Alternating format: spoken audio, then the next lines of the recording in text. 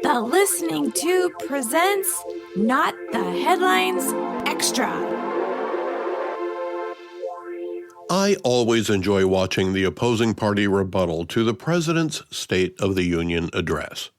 I'm always amused or surprised by how unrelated the rebuttal is to the speech.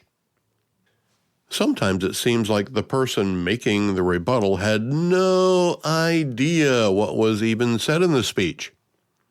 And they usually don't. There was a time when the opposing party tried to make it look like they at least anticipated what the president might say. Today, it doesn't matter what the president says. These so-called rebuttals are nothing more than speeches about what's wrong with America without addressing why or who's responsible or for how long the problem has persisted or to what unique conditions. Today's speeches employ misdirection and platitudes. This year's rebuttal made me wonder if maybe the White House got a copy of it before the president delivered his State of the Union speech.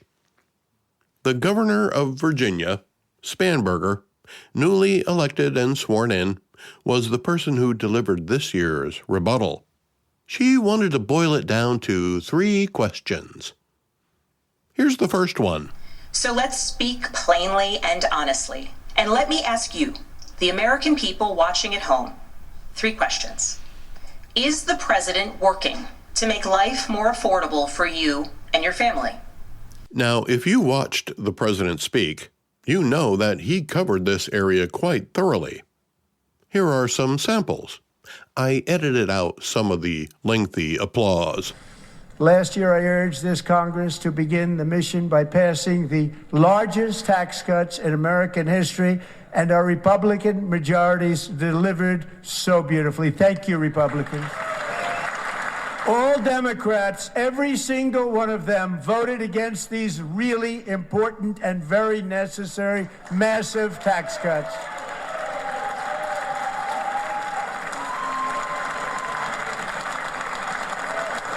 They wanted large-scale tax increases to hurt the people instead.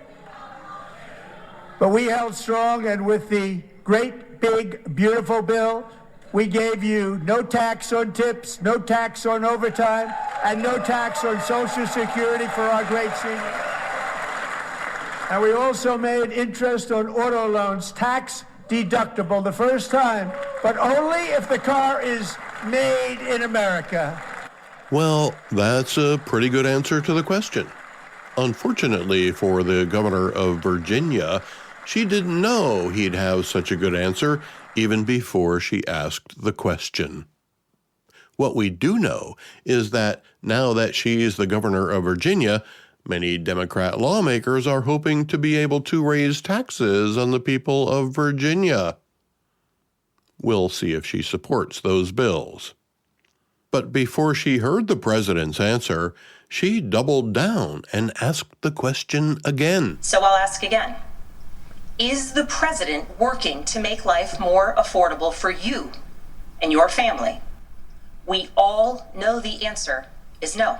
And the president had more to say about it. American oil production is up by more than 600,000 barrels a day, and we just received from our new friend and partner, Venezuela, more than 80 million barrels of oil. American natural gas production is at an all-time high because I kept my promise to drill, baby, drill.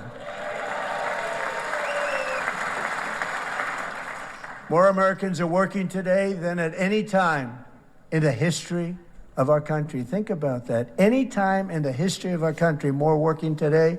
And 100% of all jobs created under my administration have been in the private sector.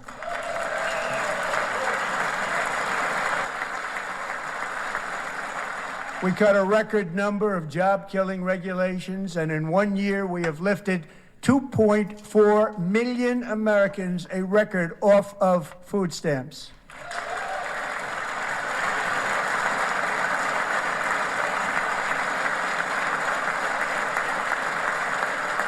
And for all of these reasons, I say tonight, members of Congress, the state of our union is strong.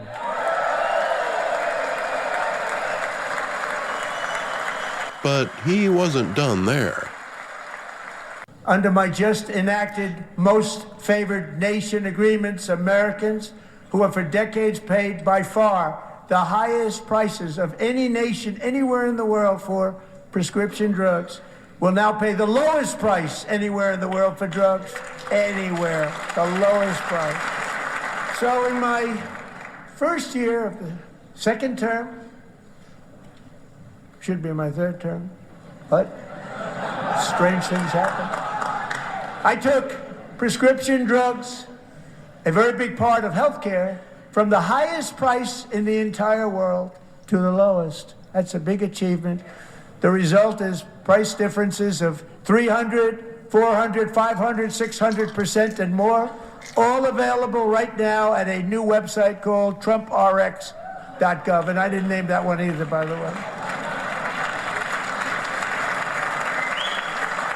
Their policies created the high prices. Our policies are rapidly ending them. We are doing really well. Those prices are plummeting downward. The price of eggs is down 60%. Madam Secretary, thank you.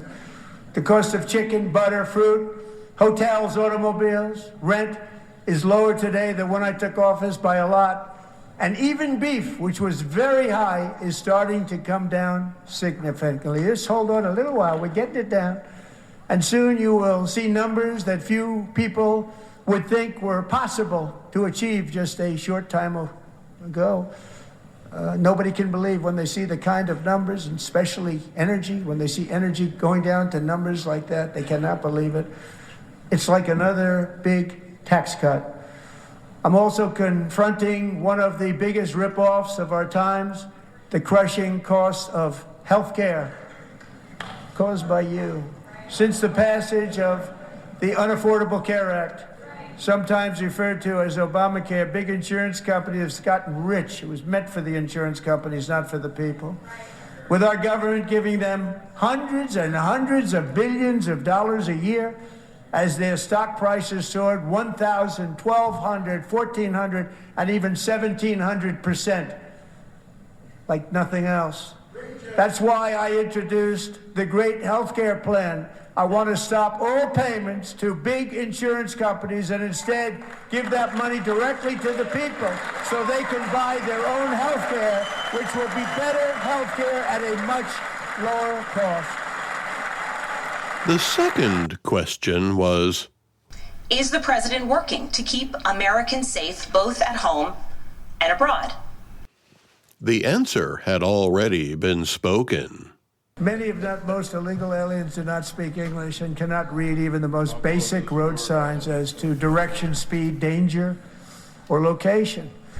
That's why tonight I'm calling on Congress to pass what we will call the Delilah Law, barring any state from granting commercial driver's licenses to illegal aliens.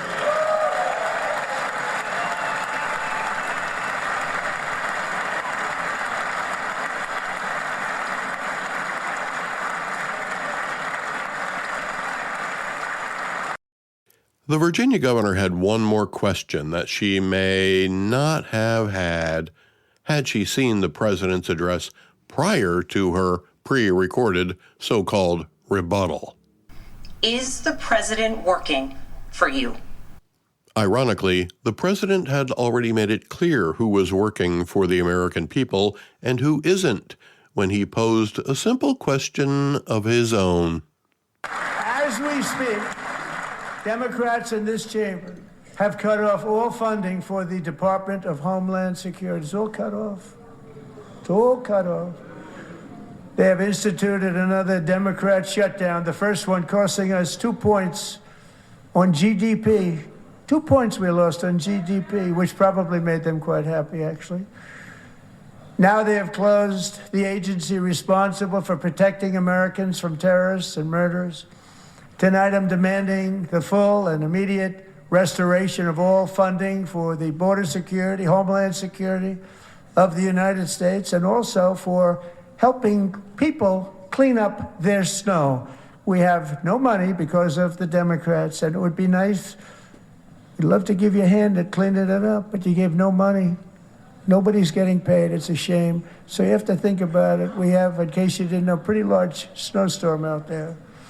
One of the great things about the State of the Union is how it gives Americans the chance to see clearly what their representatives really believe.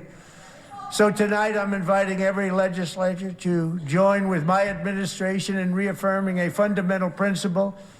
If you agree with this statement, then stand up and show your support. The first duty of the American government is to protect American citizens, not illegal aliens.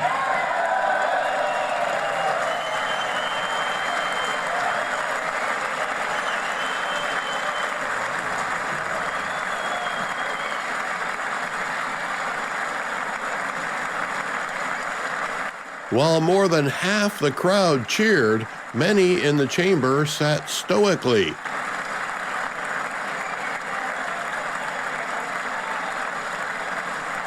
Stone-faced and silent.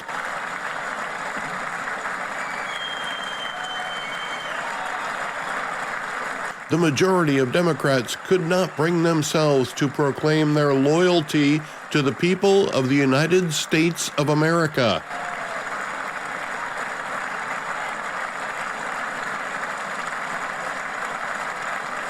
The cameras showed the chamber half exuberant, half in denial.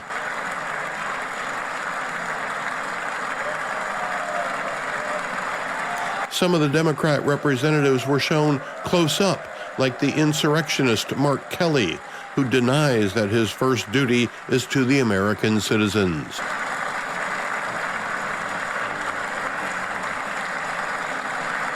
A truly shameful display by the far left of the Democrat Party. I'm not sure how anyone could ever vote for any of those people again. They literally show the American public that they don't represent the people who put them in office.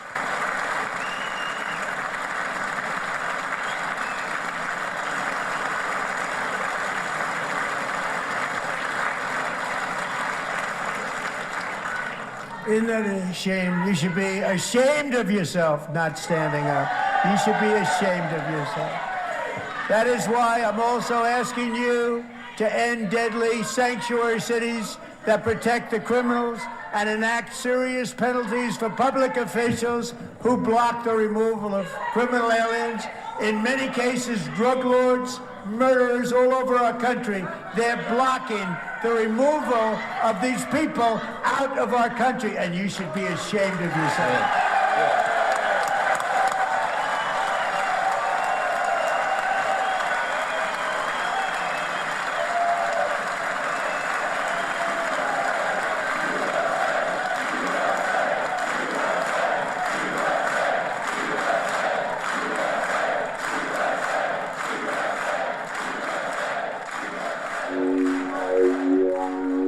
Get a lot more content from the Listening Tube with Bob Woodley podcast.